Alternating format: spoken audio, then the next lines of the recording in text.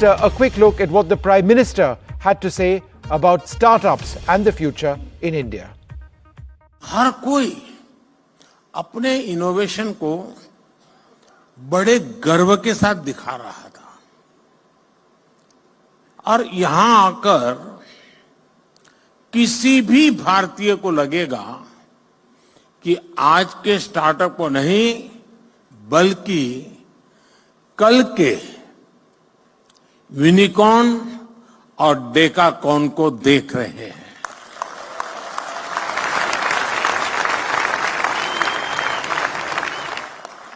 साथियों,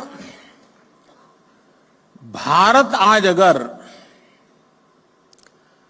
global startup space के लिए नई उम्मीद, नई ताकत बनकर उभरा है, तो इसके पीछे एक सोचा समझा विजन रहा है। भारत ने सही समय पर सही निर्णय लिए, सही समय पर स्टार्टअप्स को लेकर काम शुरू किया। मुझे इस बात की भी खुशी है कि हमारे 45% से ज्यादा स्टार्टअप्स 45% से ज्यादा स्टार्टअप्स इसका नेतृत्व महिलाएं कर रही है, नारी शक्ति कर रही है।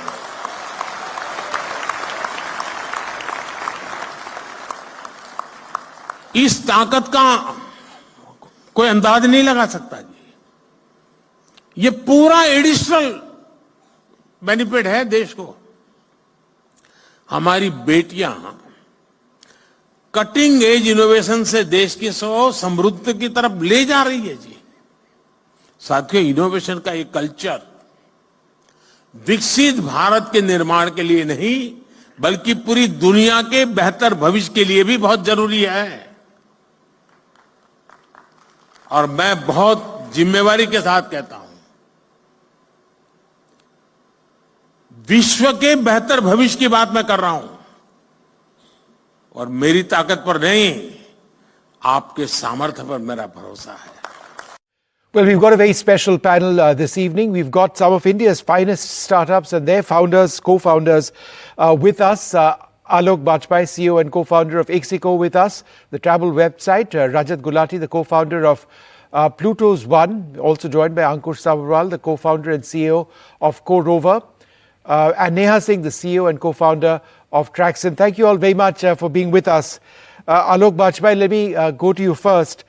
I think the real story as far as India's startups are concerned is of those people who at one stage may have been job seekers now being job creators. Is that the big transition which has helped and something which might actually take us forward? Absolutely. So I think when we started our company back in 2007, doing a startup was an oddity, and it was not looked down. So it was not looked at socially as something, which was the most acceptable thing to do. Some people used to ask me, did you not find a job that you ended up starting a company? Yeah. And I think today, the aspiration of the youth is actually to be a part of this startup ecosystem, right? Every young person I speak to today wants to be a part of this startup ecosystem in some shape and form, either as a founder or someone working for a startup. And I think what has changed dramatically is just the attitude and the acceptance for what it takes to create a startup, and why youth from tier 2, 3 cities. I myself am from a small town. I grew up in Kanpur and Lucknow, right? And it's not impossible today for someone in a small town to dream of creating something big. Let me go across to Rajat Gulati. Mr. Gulati, did you also have to deal with a whole lot of question marks on your choice of career? Thanks, Vishnu, for that. Not as many as I would have thought. I feel rather privileged in that my environs were very accommodating of my choice to do a startup. My parents were very understanding, and the kind of people that I've grown up around understood the desire to do a startup. But I think the change that I see now is, and I'm certainly biased, but at events, at startup events, some of the more recognizable founders are as big celebrities, if not bigger, than some of the actors and actresses we have in the countries and some sports persons. So there's definitely a recognition of the achievement within a startup. It's like Alok said, it's actually become very, very desirable now. And when your politicians do the talking of their industry, when they are ambassadors of the industry, there's obviously a greater acceptance in society as well. RPM is as big as a celebrity as they come. So when he speaks well of the startup space, when he speaks well of entrepreneurship, it definitely it gives a boost to the space in general. Neha Singh, one of the most wonderful data points associated with Indian startups is that more than 45% of Indian startups are led by women. I mean, that's real empowerment over there and a solid contribution to the economy as well. Is your workplace also one that encourages the greater participation of women and diversity? For sure. So, for instance, if you look at Traction as the company, over 44% of the people that we have are actually women, which is, a great stat that we tend to also improve over, across the years. But I've seen this transition in the startup ecosystem of the last, I would say, decade. Like, a decade back when you go to conferences, startup conferences, there would be hardly any women founders. And, it's great to see that number has sort of improved over the years. So right now there are a lot more women speakers, people, like even in the boardrooms, now you have women investors and founders. So it's great to see that diversity which has come about in this ecosystem, which is much needed. Ankush Sabharwal, from a technology standpoint, artificial intelligence is obviously a key buzzword. How important is it for us to develop ethical standards as far as apps are concerned and startups are concerned in consolidating this very valuable technology? Absolutely. So, as the technology is emerging, we need to put the guardrails into play. And I think India is in the forefront again. As we know, India is India is leading the GPay AI, that's global partnership on AI. So I think which is for the responsible and human-centric use of AI. I think as we all are developing, we developers and technologists even not yet sure about the applicability and the hindsight of it.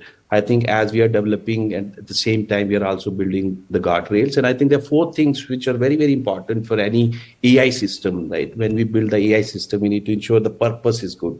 It's not like just the technology we should just be fascinated about and try to solve any problem, right? The problem which we pick up should be a good problem for society to get solved. I think purpose is very important. The explainability, right? Whatever algorithms and whatever data we are using and giving the output, we need to ensure we have the explainability why the output has come with which algorithm. And now inclusivity, right? As AI is also the representation of the society. And I know we are biased as a society. I'm not saying AI will not ever be unbiased or biased. I think even if it's biased, it will be because the data is biased. We need to have the full disclaimer and transparency for the users. And the fourth, of course, is the responsible use of data. So I think these are four things which I think the government is also trying to put the advisory around and show they're working on it. So I think technology, society, and the lawmakers, I think, are on it so that we provide good AI system to our consumers. Alok Bajpai, as the technology evolves and AI evolves as well, I know you already at Ixigo would be employing chatbots, but going beyond, what would Ixigo look like 10 years from now as the technology evolves and AI gets more mature? I think that's a very interesting question, and it's very hard to crystal ball gaze for 10 years when every few weeks you find some new AI tool that challenges all the existing norms. But one thing is certain, that AI will allow us to have a much more personalized and a much more comprehensive set of information available at your fingertips, right? So as a traveler, for example, the domain we are in is travel, right? And as a traveler, there are multiple points before, during, and after the trip where you are left, without actionable information, and you have these moments of anxiety where things could go wrong. And I believe that with some of these AI solutions, the travel industry can handhold customers better, right from the time they start planning their trip all the way till they're tracking delays in real time, getting updates, and also getting preemptive information about what to do next, right? So you can think of it becoming more like a personal travel assistant of sort. And I think in a lot of domains, you will see apps moving in that direction, where they understand you better, they react better, and they have all the information required at the fingertips before you even think about needing them. Rajat Gulati, the government is in the process of setting up a deep tech startup policy. What do you believe needs to be the essential ingredients to take this sector or this space even forward, or even more ahead? Okay, fantastic question. So, with regard to deep tech, already there's been talk of creating a separate fund for this. There is clearly there is a draft on the policy as well that is being discussed. I think, as with things that they have done in the past, first we must acknowledge that there's been some great work done. Right, we are beneficiaries of platforms like Startup India, Invest India, and so the way that a lot of these policies have come about has been in consultation with the industry. And the regulator, the policymakers, and the industry participants need to be doing this together. And this is a constant struggle. It's a constant tension that needs to be both maintained and controlled to be able to get good outcomes for for society at large. And we see this in the fintech space currently, and which is where we operate. But I think this tension is a good thing. It's not necessarily something that you want to avoid, but it's a tension that needs to be navigated. It needs to be so essentially navigated, and it'll only happen once there is an acceptance that these three three parties have slightly different interests, but the outcomes, if all three of them can agree upon, are going to be good for society at large. What would help deep tech, of course, is another policy like a production linked incentives policies as well, which would help more manufacturing in India. Neha Singh, our startup secured $9.6 billion in funding in 2023. That's down 63% from 2022. I'm just trying to understand whether funding concerns, are really primary as one looks for more entrepreneurs to come up and get into this space. So that is correct, that there was a funding decline which has happened, last year. But this is in line with the global trend. So nothing, especially about India. India is still the third largest ecosystem in terms of the startups, number of startups, or the funding that goes into that. And this decline was, in line with what you have seen globally, as the interest rate had sort of increased, and now the focus on startups is more on profitability and path to profitability. So I think you saw some of the funds go slow, like late stage funds go slow in funding, which people are expecting to come back this year.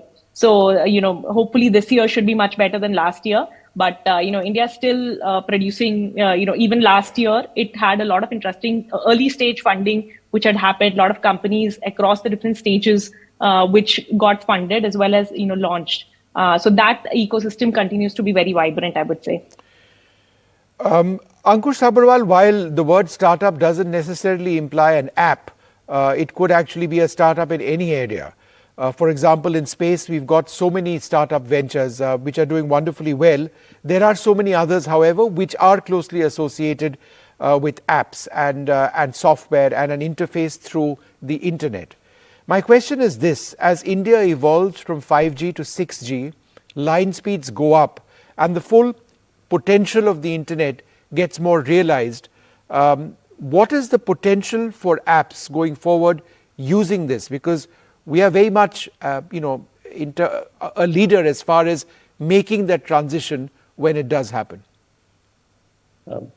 Absolutely, again, right? So I'll be a little biased, right, towards AI. I think that's what we do. I think which can be a better country than India to have AI platforms, right? We produce data, but just living life as individuals and companies.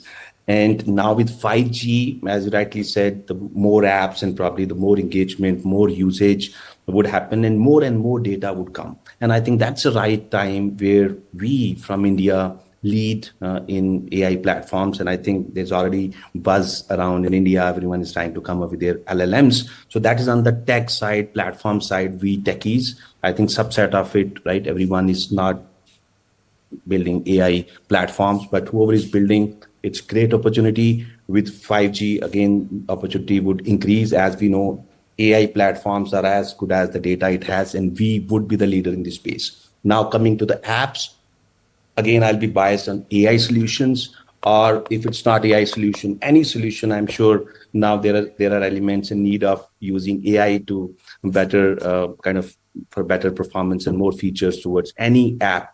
So AI again in solutions would aid. Again, India is ready, right? The acceptability of Indians, if you see the UPI, I think 500 million users are using, I think 140 crore handsets, 800 million active internet users. I think you give any usable app to India and they are ready to embrace it. I think it's just up to us, identify again the right problem, solve it rightly. And, instead of building some product with our idea and trying to find product market fit, I think let's identify the problem, then find the right solution so that, it's easy to problem solution fit. So I think in that case, I think risk, I know you have not asked, but, it's close to my heart. I'm an entrepreneur. I don't think I've taken much risk. So I think it's not required, right? When you identify the right problem, people are ready to pay for the right solution. It's just up to us engineers to create the right solution, and people are ready to embrace it if you identify the right problem. I think we should think of more problems instead of, I have an idea, let's start building about it. Sure. So I think India is ready. Let's identify the right problems. Alok Bajpai, one of the most wonderful parts of startups is that it's not among people who are necessarily, city slickers or those who've got a certain level of education or academic background. It's a social culture. You've got people from tier 2, tier 3 cities, different levels of education, all fascinated by the technology, but more fascinated by ideas. How is this a social revolution in a sense in India? Oh, I think, if you see what has happened in the last 10 years, we have now a real ecosystem in place, right? Where you not just have enough talent pool in the country that has actually worked in startups and therefore can go out and create their own startups. And that's happened. A lot of our ex-employees actually gone on and created, startups. Some of them actually building a lot of value. And this has happened in most companies that have lasted for more than a decade, that, they've actually ended up creating a rich talent pool that understands how to build products, get to product market fit, raise money, and, build something large. And I think the fact is that today, if I'm a smart engineer or a smart product person, no matter where I come from, right, and whether I have had formal education or not, the opportunity has been leveled even further with these Sure. AI tools that we talked about, right? So today, a person sitting in a tier 2 town who's learned engineering through YouTube videos and knows how to use AI can actually create something meaningful within days, right? And the days might not be far away from having a one-person unicorn, right? No, absolutely. And these are that. Absolutely. And, that's what makes it so very fascinating. Look, I'm interrupting simply because I'm out of time. And, I've done this fascinating chat with Amitabh Kant, who's been so inspirational in this space. Thank you all very much for being with us. When one talks about India's journey to 2047, the startup ecosystem is obviously a key part of that. India is in the midst of a startup Mahakumbh. It was addressed by the Prime Minister now. And when one starts speaking about startups and unicorns, it's not just a talk shop. All of this is backed by some real numbers. Amitabh Kant, someone who's very closely associated with this mission, joins us now. Thanks, sir, very much for being with us. When the Prime Minister spoke about this becoming a part of our social culture, I found that really interesting. more than just numbers and statistics. This is something which a lot of India wants to do now. Can you tell us about startups and India's social culture? So Vishnu, I've seen this complete transformation because when Prime Minister launched it in 2016, in January 2016, there were very few startups, and as the Prime Minister narrated, we only had startups on the dais that day. One of the young startups, who was there said that her mother said that if you start a startup, it will be a disaster, it will be sarvanash. Since then, we've come a long way, and young people are all from Tier 2, Tier 3 cities are doing a lot of innovative work. They are getting into disruption. They are getting into, the whole range of education, health, nutrition, agriculture. All these areas are getting disrupted. Automobile, manufacturing, many of these areas are getting disrupted because of young energy and young dynamism. So what has happened also is that because of the digital infrastructure we've built up, a number of startups got into real-time fast payments where we do almost 46% of the fast payments in the world. And then they started doing credit. So a number of young startups, Mobicwick, Pine Lab, all of them started doing credit, which was paperless, cashless. And then number of startups like Zerodha, Grow Upstock, they started doing wealth creation in Tier 2, Tier 3 cities and rural areas. And then you had another set of startups like GoDigit and Acco, etc., who started giving insurance, on the go, on the mobile. So all this is happening within 30 seconds to 1 minute, from insurance to stock market to credit to fast payments. All this in India happens in 30 seconds to 1 minute because of young startups. Nowhere in the world has this energy been captured, and the cost of acquisition of a customer has fallen from $150 to less than $1 in India. Nowhere in the world has this happened. Mr. Kant, women are leading over 45% of Indian startups. That tells a great story. Yeah.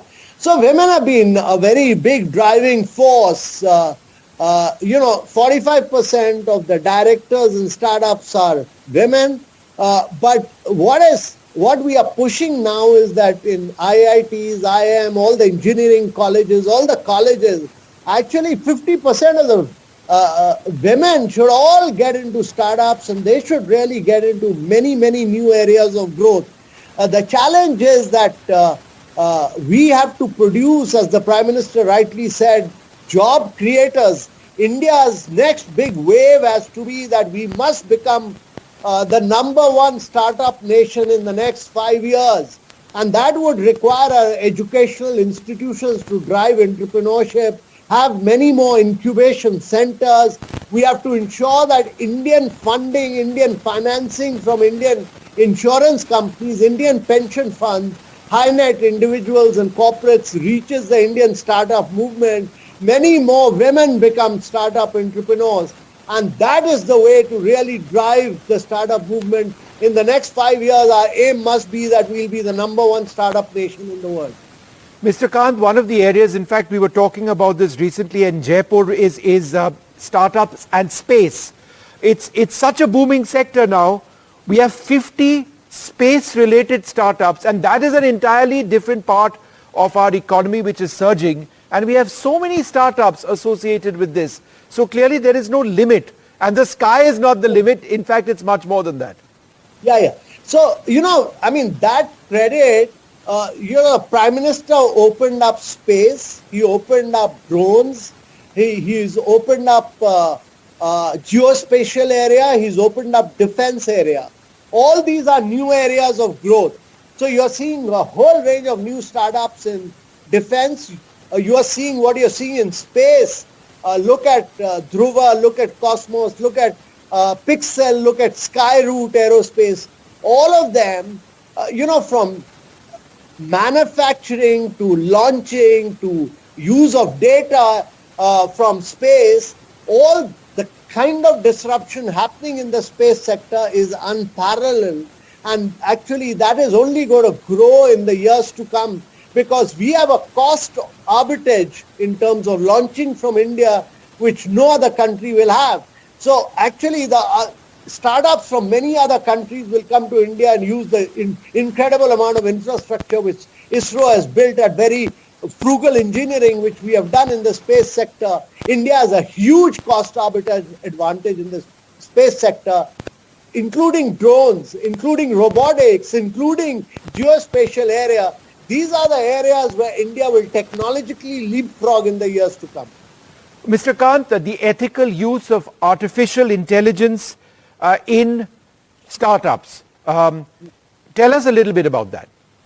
So AI is a foundational technology. It'll be impossible to grow without the use of data, without the use of artificial intelligence. And actually, it's very important that India becomes the leader in artificial intelligence because we have a huge advantage. No other country has the kind of data sets which India has. No other country will have the skilled manpower which India has. And now India is putting computing power through this new AI mission with GPUs being made available everywhere. So if we are able to do this, use the power of AI to drive many of our innovations in many other areas, we will technologically leapfrog.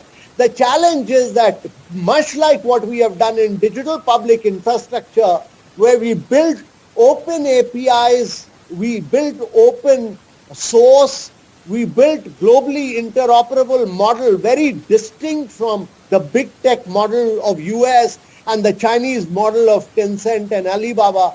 We allowed, on top of the public interest layer, we've allowed private sector to compete and constantly innovate, make it globally interoperable, but open source. And therefore, even in AI, our model has to be open source. That will make it transparent. That will make algorithms open. That will make, the way forward will be greater and greater innovation. And that is the way the world will go. I mean, look at the vast amount of innovation that will take over once you have open source API. A final question. India is in the process of formulating a deep tech startup policy. We already have a policy, but what is it that we are essentially trying to accentuate? So the challenge, Vishnu, is that in the deep tech area, you need a lot of patient capital. It takes you 10 years, 15 years, long period of time. And you need finance to flow in for deep tech. You know, many of these areas of green hydrogen, battery storage, cutting edge areas of growth where you need patient capital. And therefore, you need to be very clear that there has to be a fund of funds for deep tech. And that fund of fund will actually support venture capital. Now, venture capital will do the due diligence, but a lot of risk sharing will be done by the fund of funds for deep tech. I'm not a great one for making too many policies, but I really believe that a fund of fund which does risk sharing with a number of venture funds for deep tech will actually provide impetus and growth to the deep tech movement. The next big area of growth has to be the big tech because we've opened up defense, we've opened up drones, we've started creating, the big movement in geospatial space. All these are actually deep tech areas, but we need a fund of funds to support venture capital in these areas. All right, Amitabh Kant, wonderful speaking to you. Thank you so much, sharing your vision on startups in India and the future. Thanks very much indeed.